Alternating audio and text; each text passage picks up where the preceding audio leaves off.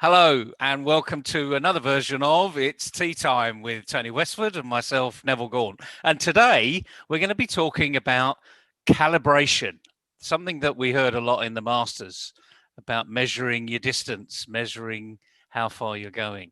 And Tony, there's quite a lot about calibration in the golf world these days, isn't there? Oh, loads. I mean, firstly, I think we've got to congratulate Dustin Johnson on his Oh, absolutely. over those 4 rounds. I mean, it was exemplary in terms of how he applied himself. His pace of walking pace never changed. His demeanour never changed. His attitude never changed. And if his attitude and mindset maintain the same or stay the same, then there's every chance he's going to produce the same results. And that was more than evident in the final round. You know, the 4-shot lead going into the final round. Everybody going to be shooting at him. The two players who got closest, Cam Smith and Sung Jae Im, at 15 under par, would have won many Masters tournaments themselves, which Absolutely. is fantastic. And for Johnson to shoot at 4 under par 68 was amazing, based on the fact that he didn't get off to the best start, really. No, he got off to a terrible start in many respects compared to his previous 3 days. You know, he parred the first, and then he's left himself short of the bunker on 2, and then he dumps it in the bunker, played a great recovery to save a par there.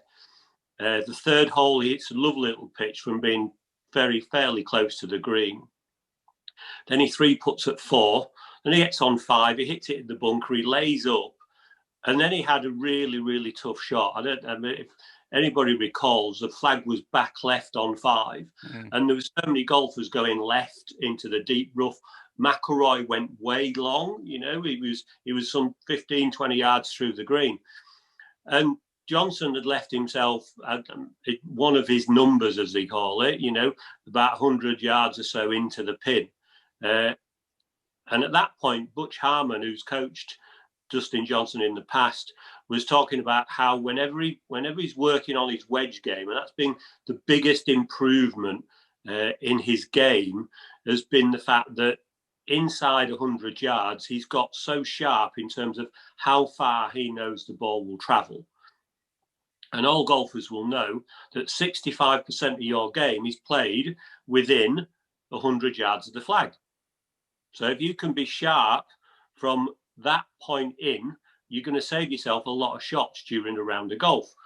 And Harmon was saying that Johnson, when he's practicing his wedges, never practices them without using his TrackMan. TrackMan is one of the launch monitors that they use to measure distance and spin and direction, etc. these days. And he's always practicing. So whenever he hits a shot, he knows exactly how far it travels. He knows exactly how much spin was on it. He knows how to flight the ball to set it off at different trajectories. So there he is. He's got a tough position, flag tight left. He plays a shot in and knocked it to about 6 feet, which was absolutely fantastic. Give him a par-saving opportunity, which he didn't actually make. He actually dropped another shot there, but he made the bogey simple because he'd hit his third shot. Close to the pin. You know, we've all watched the slopes on the greens at Augusta and how subtle they can be if you get too far away. But he gave himself the best opportunity possible. And it just goes to show that not everybody has access to a TrackMan launch monitor. You know, I use SkyTrack at the academy here. And if you once you get to know the distance, you can begin to understand how talented these guys are, because they know how far each club goes with each swing, how much spin, so they can gauge exactly what's going to happen as the ball's going to go into the green and towards the flag. And as you say, you know, Butch went into some quite graphic detail about what Johnson was doing as he progressed around the course. And my guess is that after a while of using TrackMan all the time, he doesn't even need, he's only looking at it for that confidence. So he already knows exactly where that ball's landed, but TrackMan is actually giving him that extra little expertise. And Absolutely. it's that third eye, isn't it? It's that coaching eye that is never going to tell you a lie. It's going to tell Yeah. you the truth. Yeah. And it's really interesting that I've seen them do little studies on with players practicing at tournaments before events or when they're practicing at home, etc. And they'll have the caddy there and they'll hit a shot and the caddy will ask them to tell them how far it's gone. And the player will say, "Oh, that's gone 101." And the caddy, "How do you know it's gone 101? It just felt like it was just going to go that little bit further." How far did it go? It went 101. And very rarely, once you get to that level of understanding, you're never really too far away. And if you can hit the ball, plus or minus, tolerances work because we've got a plus or a minus. And if you're hitting it 100 yards, but you hit it somewhere between 98 and 102, then you're doing pretty good in terms of only having a 5 or 6 foot putt into the pin all the time. And that's what these guys are doing all the time. You'll hear them after they've hit a shot into a green, and they'll say, "Oh, get down," because they can see that ball's traveling faster. A lot of the time it's out of the rough where you don't quite get the same amount of spin and control, but you'll hear them say, "Oh, get down." And it's interesting. Some of the players you might have noticed in the Masters actually said that, yet the ball landed in the perfect place. And to me, that suggests that they're not quite on the game that day. They're not seeing it and feeling it exactly as they would normally do. And that's something that Dustin Johnson did absolutely fantastically for 4 days. But how does this relate going back into business then? How should a business be calibrating and understanding what they need to do? Well, it's a really good question because just like the golfer, when I take a 7-iron, I know if I hit that 7-iron sweetly and perfectly, I'm going to hit 150 yards, probably on the second or third bounce. And depending on the course itself, it could run a little further or it could, fall a little short. So I've already got this KPI, key performance indicator, that's already in my brain. On the golf course. And that's what businesses have got. You've got some key performance indicators. But of course, a lot of businesses really don't know what their key performance indicators are because they're just following somebody else. And there's a lot of, one-man businesses out there. There's a lot of solopreneurs that don't actually even have KPIs because they don't think that they're necessary. Well, here's something for everybody out there. Of course they're necessary. Otherwise, how are you measuring yourself against an expectation? Because a KPI is only an indicator. It's where you might be. It's a bit like a solopreneur going to a meeting. Do you know what you want to get out of it? Have you really thought through all of the consequences of going to the meeting? Why are you going to the meeting? Is it really worth the effort? So if you haven't got these expectations in your mind, then and not when I say expectations, it's having realistic expectations. Just like as you said, Dustin Johnson has got that 100 yards. He knows perfectly every time he is. And another statistic you said, 65% is within 100 yards. It is the short game. I mean, as golfers call it, or the coaches call it, it's that short game. And mastering the short game will master the outcome. And the point is, in a business context, are you mastering the short game? Do you know what your short game is? I mean, even in a team scenario, do you trust your people? Do you trust them to get on with it? I mean, it's quite interesting. Butch did comment because I think I'm not certainly. I think this was right that Sung Jae Im, his caddy used to be Dustin Johnson's caddy, and Dustin now has his brother Austin caddying, which he relies on a lot. And that's a nice touch as well, yeah.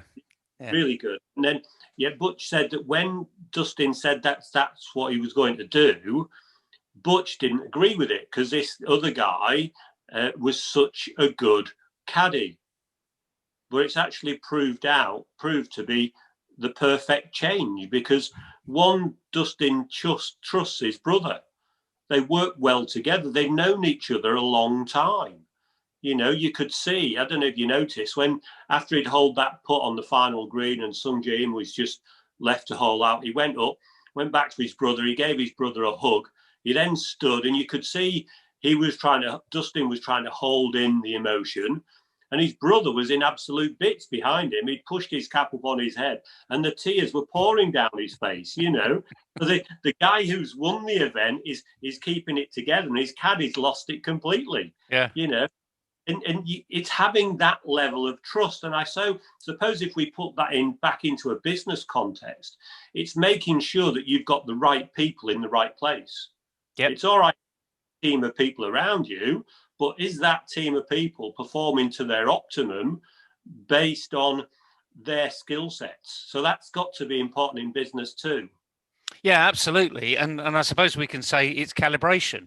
So it's having all of those people around you that's saying, yes, things are going in the right direction, like TrackMan, you know, we're on target, or someone turn around and say, do you know what, we're way off target. We need to get back in a huddle and recalibrate, rework out where we are. And I think the word we used there quite a few times was trust. Mm-hmm.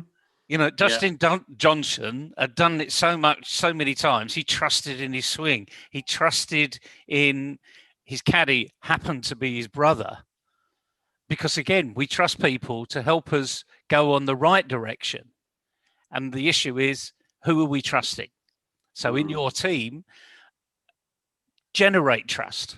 You know, if you're the leader in this arena, just as Dustin Johnson was the leader, if you're the leader in your organization, in your team, in your department, then start working out trust, because it's the ones that you engage with and you empower them to get on with it will start to trust in their own capabilities, so that we all get the great TrackMan. I mean, that's effectively what we're talking about today.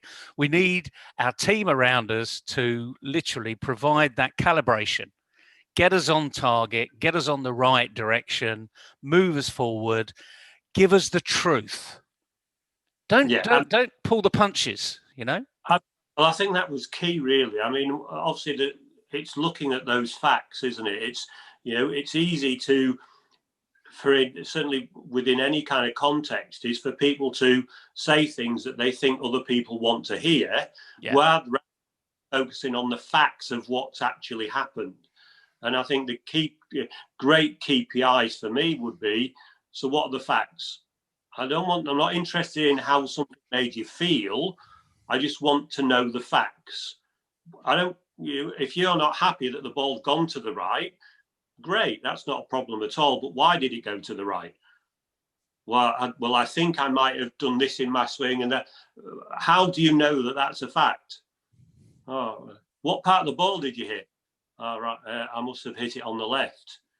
What a great story I had when I first started doing this stuff. When I was based in Sussex years ago, and a lady had phoned me up in the morning. It was her husband's birthday, and she wanted to buy him a golf lesson. His name just happened to be Tony. So it was Tony coaching Tony at Hillbound Golf Course. That could be confusing. Hillbound Golf Course in Worthing. This guy turns up. He's a big guy, really big guy, obviously athletic, hadn't really played a great deal of golf. And we've gone through this whole process of understanding, you know, you've got to hit that part of the ball to make it go in that direction. Do you agree with that? Yes, I agree with that. Okay. If you hit it on the left, where's it going to go? It's going to go to the right. If you're going to hit it on the right, where's it going to go? It's going to go to the left. Fantastic, no problem. Spent 25 minutes going through this routine, and he got to the point where he could go right, he could go left, and he could go somewhere in between. And for me, that calibration is working about where somewhere in between is. It's that balance point we've talked about in the earlier sessions. About 35 minutes in, I said, okay, let's just hit this one straight to the flag. He goes, all right, yeah, no problem at all. So he stands there and he hits this shot and it goes left into the trees. So I just let him settle down. I says, okay, Tony, what happened? And then I shut up. And he went into this monologue, and I let him go on and on with this monologue because he gave me every possible scenario as to why that ball went to the left, having spent 35 minutes on explaining that the reason the ball went to the left is you hit it on the right. So he went on, and I purposefully let him go on and on and on, let him dig the hole deeper and deeper and deeper. And right at the end, I said, okay, so which part of the ball did you hit? He said, oh, I just hit it on the right, didn't I? And then you could see the light bulb moment quite. That was all, wasn't it? And you can imagine the stories people are creating with all the possible scenarios that might have just happened to create what just happened, when the true fact was he just hit the ball a little bit on the right. And if he keeps hitting it on the right, guess what? The ball's going to keep going to the left until he decides to do something different. And organizations have got to work exactly the same. If something isn't working, change, do something different. Now, that might not work, but at least you've changed. At least maybe you can work back to somewhere in the middle and begin to move forwards. Yeah, you're absolutely right. And the other thing about what you've just said, that story you've just said, is that you and I hear it all the time. Mm-hmm. And there's a great phrase from Einstein that says, if you can't explain it simply enough, you don't understand it. Yeah. And the thing is, I think this is what we probably should have it on we should have a mind fit message on a regular basis. And that's it, keep it simple, because the simple answer is usually the best one. Mm-hmm. And that's why you and I got on so well from day one, because you had a phrase was, it's all about the ball. Yeah, yeah. And I said, I bet most golfers say it's all about my swing. And he said, yeah, you're right. And that's why, you and I got on like a house on fire, because it's what the ball does. Yeah. That matters. And going back to the business side of life, it's what we're doing as a team. And the operative word, I suppose, is do. Yeah. It's what's happening. And if you can we're all emotionally connected to what we're doing. Dustin Johnson, don't get us wrong, everybody. Dustin Johnson was emotionally connected to when he won and keeping those emotions in when his brother lost it, and to the first shot on the first tee. He was emotionally engaged with what he was doing, but he was controlling those emotions. Mm-hmm. It was down to course management. If I do this, this is what's going to happen. Oh, that didn't quite work out. What happened? Click, click, click, click. Park it, move on, enjoy the walk, have a chat with my brother, And if you noticed, when they were chatting away, you could actually see they weren't talking about the golf. No. They were talking about other things, goodness knows what other things, but they were talking about other things. And that just creates that bond even closer. Yeah. So yeah, the message today, everybody, is really quite simple. Calibration on the golf course. You can use TrackMan, you can use all these other delightful programs that are out there that see the level of the swing, the angle of the swing, your approach to the ball, etc., etc. And all they're doing is giving you the facts. So go ahead. I just take that point a bit further. Obviously, having a launch monitor is a luxury. There are academies that do have them and will use them within their coaching, like I do. But to do something really quite simple is to find out how far a club goes. Go to your practice area and hit 10 shots. Hit 10 shots and then pace out where the average shot is. So you don't go to where the best shot is, and you don't count to where the worst one is, but walk to where the average, the middle area of where those shots are. And that will give you an idea of what's happening. Before you go out on the golf course, we talk about the speed of the green, and the greens that got faster and faster at Augusta over the weekend after they dried out. So the speed of the greens will change from day to day. So golfers, I will see lots of golfers don't even go on the putting green before they go out to play. So rather than going out to hit some putts just to try and hole a few and miss a few before you build. So you're building up a memory before you go out to play of missing the hole, not getting the putt. Just get the speed of the green. Take 3 balls onto the green, get set up. I normally get golfers to put a tee peg in the green, hit one past the tee, one short of the tee, and then one to the tee, and do it from different directions. So you get the speed of that green based on that calibration idea of going too far, short, and somewhere in between. So give yourself the best chance for success by calibrating what you do before you go out to play every single time. And that, again, in a business context is really good, because what you're doing is you're practicing beforehand. You're doing the test and measure, as people say in the marketing world. But equally, this is about facts. We can only make the best decision on the facts that we've got to hand. So no imagination, no storytelling about, oh, well, it could have been this and it could have been that, or do you know what, if I'd have got up 5 minutes earlier, I would have missed that traffic jam. The answer is, yeah, you're absolutely right. But the key thing about this is quite simple. Get the calibration right. Go into your team, trust them, ask them to be honest and open so that you can get the facts, so you can all move forward into the better direction. Being a leader is not easy in many respects, because lots of things happen around you that you can't control. But one thing you can control is you. So when it comes to calibration, control yourself, just like Justin Thompson did on that very final hole. And believe you me, he was pumping gas, and if you've really been there, and you're really excited, but you just want to keep it in a little, it's tough, but you can all do it. Yeah. So thanks very much for listening today. Calibration, that's the name of this particular session. We hope you've enjoyed the series so far, and we'll see you next week. So it's goodbye from him. Goodbye. And it's goodbye from me. Goodbye. See you guys.